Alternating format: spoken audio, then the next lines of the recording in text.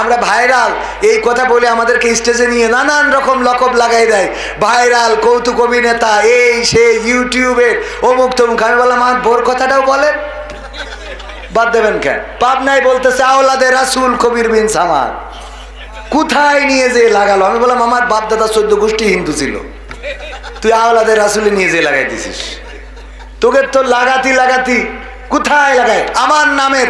আবারও বলছি আমার ইউটিউবার ভাইয়েরা এখানে সবাই ক্যামেরা করছেন, আমার নাম শুধুমাত্র কবির বিন সামাদ। যদি কেউ বলে যে কবির বিন সামাদ কেন, তাইলে কবির বিন আব্দুস সামাদ। কবির বিন কি সামাদ? আব্দুস সামাদ। মানে বিতর্ক যারা করবে তাদের জন্য কবির বিন আব্দুস সামাদ। আমি আব্দুস সামাদের পুত্র কবির, আমার পুরা নাম হলো মোহাম্মদ ইকরামুল কবির, শর্ট করে এখানে কবির, ওখানকার সামাদ নিয়ে কবির বিন সামাদ।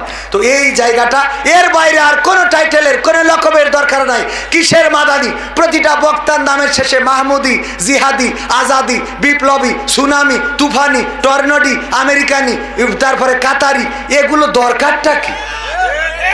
আমি তো এগুলো খুঁজেই পাই না, কেন দরকার? নামের শেষে একজন বলছে ভাই মাহমুদাবাদী কেন দেশে? আমি বললাম ওনার বোন নাম মাহমুদা, তো উনি ওর বাদী। তাছাড়া এখন ব্যাখ্যা কি করব? এটা ব্যাখ্যা তো দেওয়া লাগবে। বিশাল জিহাদি, কোনোদিন মিছিলে পাওয়া যায় না, কোনোদিন রাজপথে মিছিলে পাইলাম না, মাসের ইয়ানতটাও ঠিক মতো দেয় না, ও বিশাল জিহাদি। এই আছে না নাই? বিপ্লবী স্টেজে ওঠে শার্ট মাট গায়ে দিয়ে, উঠে পাঞ্জাবি গায়ে দেয়, আবার স্টেজ থেকে পাঞ্জাবি খুলে শার্ট মাট গায়ে দিয়ে তো একটা ভবসগ সেই যেতে চলে যায়। কি ব্যাপার? উনি হইল বিপ্লবী। তো বিপ্লবী হলে তুই নবীর সুন্নাত বুক ফুলাইয়ে বেড়াবি, তোর মারবে, মায়ের খাবি, শহীদ হয়ে যাবি, তাহলে তো বিপ্লবী। তুমি মায়েরও খাবা না, শার্ট পরিয়ে বেড়াবো, আবার বিপ্লবী সাজবা, পাকামো করা যায় খুঁজি, ঠিক না ভাই? ঠিক। এইগুলো করা থেকে অনেকেই যদি বলেন যে কবির বিন সামাদ ভাই আপনার নামের শেষে এগুলো নাই, তো এই জন্য আমার শখ হইলো কোনো এক সময় উগান্ডায় যাব, যদি লাগাতেই হয় এসে লাগাবো কবির বিন সামাদ উগান্ডি, ঠিক আছে না? যদি এই লকব লাগেই কথা বলার জন্যে, তাহলে কবির বিন সামাদ উগান্ডি লাগাবো। বাবাজি আপনি তো আসলে আপনার শীত লাগে যাচ্ছে, কি করবো? কোন একটা কম্বল এনে দিলি ভালো হইতো। কষ্ট আছে বাজানে যদি শীত লাগে তাহলে আপনার ছুটি দিতে পারবো। শীত লাগছে না তো? আল্লাহ রে আমার আব্বা জান, আহারে মাশাআল্লাহ শক্ত আছে আলহামদুলিল্লাহ। এই মানুষগুলোকে দেখে আমার যুবকেরা শেখো, তোমাদের তো কিছু না করতেই অমনি গোসল করা লাগে, শয়তান কোথায়।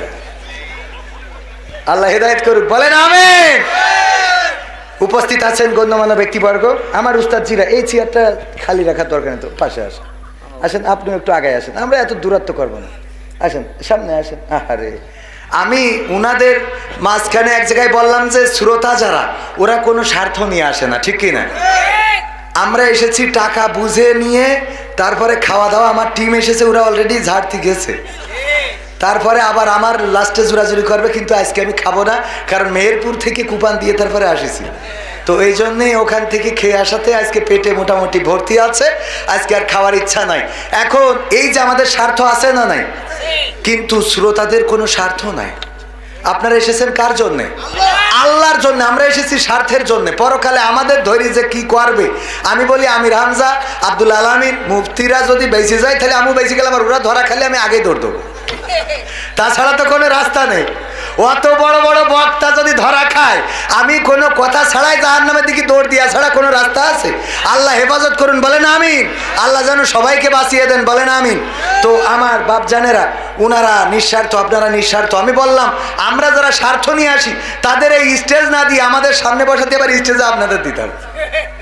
কথা ঠিক আছে কিনা আমার যুক্তি? কিন্তু ছোট স্টেজ সবাই ধরবে না, তাই আমরা সামনে থাকি। হ্যাঁ, মাফ করে দিলেন তো?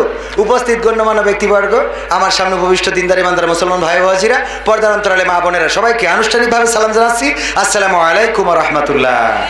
আমরা আল্লাহর শুকরিয়া আদায় করছি যে মহান রব দয়া করে মায়া করে আমাদেরকে এই সবুজ ভূখণ্ডে সৃষ্টি করেছেন, মানুষ বানিয়েছেন। আল্লাহ চাইলে আমাদের অন্য কোনো প্রাণী করতে পারতেন, যে প্রাণী করলে যদি আমাদেরকে শিয়াল বানাতো, গতদিনও মনে হয় বলেছিলাম, কোনো অভিযোগ ছাড়াই আমাদেরকে দৌড়ানির পরে রাখতো, সারাদিন তাড়ানোর পরে রাখতো, ঠিক না ভাই? ঠিক। দেখেন শিয়াল জন্মগতভাবে আল্লাহ এমন সফটওয়্যার দিয়ে দিয়েছে, শিয়াল না হয় মুরগি ধরে বড়টা, কিন্তু ওর বাচ্চা যে দুধ খায়, ও মুরগি ধরিছে? এরপরে ওই শিয়াল কোনোদিন বলিস আব্বা অপরাধী তো তুই না হয় আমলিক করেছিস, আমি তো বিএনপি। কথা কয় না, অপরাধ তোর আছে, তুই আমলিগের লোক, আমি তো বিএনপি, আমি বেরোই অন্তত। কোনোদিন শিয়ালের ভাই সেই কথা বলিছে? কোন জামাত ইসলাম শিয়ালও যদি হয় সে বেরোবে? কোনোদিন বেরোবে না। যে না আমাদের বেরোনো যাবে না, আল্লাহ সফটওয়্যার সেট করে দিয়েছে যে তোরা রাত্রি হুক্কা হুয়া করবি আর কার মুরগির দরজা খোলা আছে তার তেজ মেরে দিবি। এই সফটওয়্যার সেট করে দিয়েছে কে? কে? আল্লাহ এই সফটওয়্যার তার বানাই দিয়েছে। ওই শিয়াল দিনের বেলায় আসে না যে ভাবি মুরগি কি এত দরজা দেওয়া লাগে কেন প্রতিদিন, বলে নাকি? না, ও রাত্রি ছাড়া বেরোবে না। এই সফটওয়্যার দিয়েছেন কে? আল্লাহ চাইলে আমাদের যদি শিয়াল বানাতেন ওইভাবে ওই রাতির অন্ধকারে অন্ধকারে ঘুরে বেড়াতে হইতো, দিনের আলোতে বেরোনোর সৌভাগ্য হতো। আল্লাহ বানান নাই, আল্লাহ চেয়েছেন মানুষ বানাতে। কোটি কোটি শুক্রাণু থেকে একটা শুক্রাণু বিজয় হয়েছে, সেইটা হলো আপনি। সব শুক্রাণুগুলো ওখানেই মারা গেছে মায়ের ওই সময়, ওই আবেগের সময়। শুধুমাত্র একটা শুক্রাণু বা কোনো মায়ের গর্ভে দুইটা তিনটাও যায়, এরকম আছে না? তো এই দুই তিনটা ফাস্ট হয়েছে এবং তার মধ্য থেকে সেই ব্যক্তিটাই আপনি। এমনকি আপনি গর্ভ পাস হয়ে গেলেন না। কত মা বোনরা বলে যে 4 মাস স্টে করে তারপরে পাস হয়ে গেছে, এরকম হয় না? হয় না? 4 মাস 5 মাস পরে গর্ভ পাস হয়ে যায়, 3 মাসে গর্ভ পাস হয়ে যায়। আপনি সেটা আপনার হয় নাই, আল্লাহ আপনাকে সুস্থ সুঠাম দেহের মানুষ বানিয়ে পৃথিবীতে আনলেন। এই পৃথিবীতে আপনাকে দুগ্ধ পান করালেন, মানুষের মতো মানুষ বানালেন, এই পর্যন্ত বড় করলেন। সে আল্লাহর শুকরিয়া আদায় করার দরকার আছে না নাই? বলেন আলহামদুলিল্লাহ। আল্লাহর শুকরিয়া আদায় করে কোনোদিন শেষ করতে পারবো না। কত নিয়ামত আল্লাহ রাব্বুল আলামিন আমাদের দিয়েছেন। না চাইতে আল্লাহ হাত দিলেন, পা দিলেন, চোখ দিলেন, কান দিলেন, কথা বলার শক্তি দিলেন, আমাদের দেখার জন্য এত সুন্দর চোখ লাগিয়ে দিয়েছেন। এই চোখ যার নাই সেই বোঝে চোখ না থাকার যন্ত্রণা।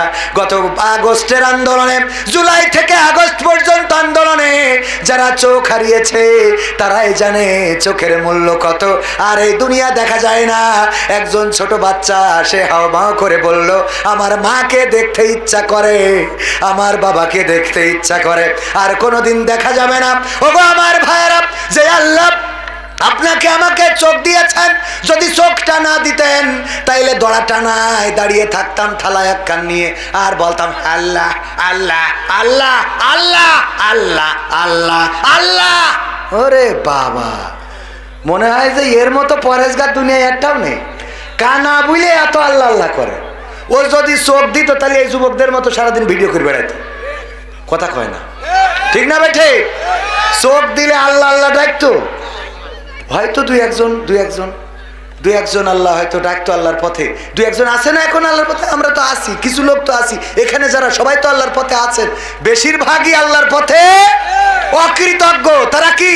ফাযকুরুনি আযকুরুকুম ওয়াশকুরুলি ওয়ালা তাকফুরুন। আমরা প্রতি খুতবায় শুনি আল্লাহ বলছে তোমরা আমাকে স্মরণ করো, আমার জিকির করো, আমিও তোমাদের জিকির মানে স্মরণ করো, আমিও তোমাদের জিকির করব। মানে আমিও বলবো না কবির কবির কবির, এটা বলবো না।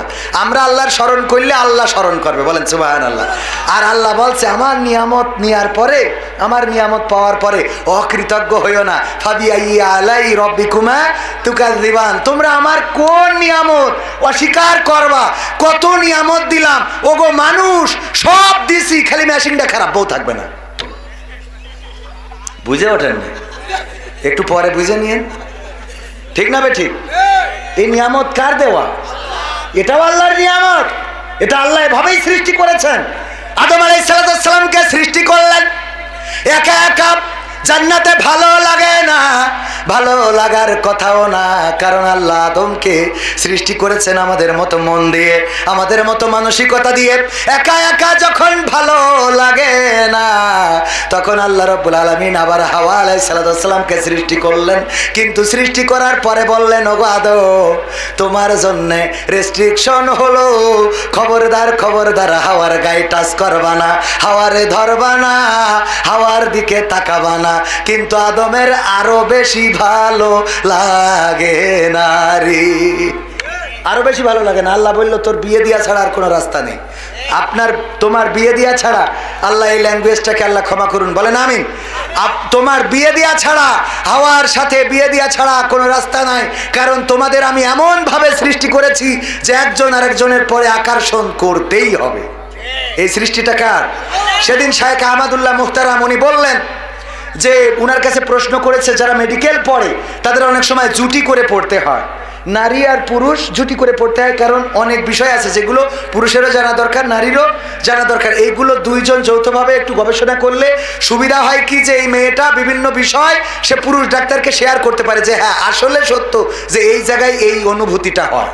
বোঝেননি কথাটা? আসলে পুরুষ ডাক্তার। আরেকটা বিষয় আপনাদের বলি, আমাদের দেশে দেখেন অনেকেই ওরে বাবা হাফেজা বানাবেন, মেয়েটাকে পড়ায় কওমি মাদ্রাসায়, আলিয়া মাদ্রাসায়, কি পড়াবেন? হাফেজা বানাবেন, মুফতি বানাবেন, মুহাদ্দিস বানান, অসুবিধা নাই, এটা বানাতেই হবে।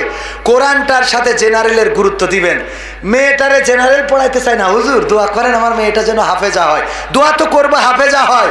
এই মেয়ে হাফেজা হওয়ার পরে যখন গর্ভবতী হয়েছে সিজার করতে হবে, তখন সিজার করে ডাক্তার কবির বিন সামাদ। কথা কয় না? তো এই যে কোরআন তার সিনার মধ্যে, তার পর্দা কি থাকলো? অনেকেই বলবেন যে ভাই রোগের ব্যাপারেও কি রেস্ট্রিকশন আছে? না, রেস্ট্রিকশন নাই, কিন্তু আপনিও দুই একটা মেয়ে সাইডে মেয়ে হয়েছে, একটা অন্তত ডাক্তার বানান। কথা কয় না? একটা অন্তত ডাক্তারি পড়ান। হাফেজ সাহেবের মেয়ে বলেই হাফেজা পড়াইতে হবে, এটা কোনো কথা আছে? হাফেজা পড়াই বসে আছেন, কোরআন মুখস্থ করেছে, কোরআন জানেও না মানেও না।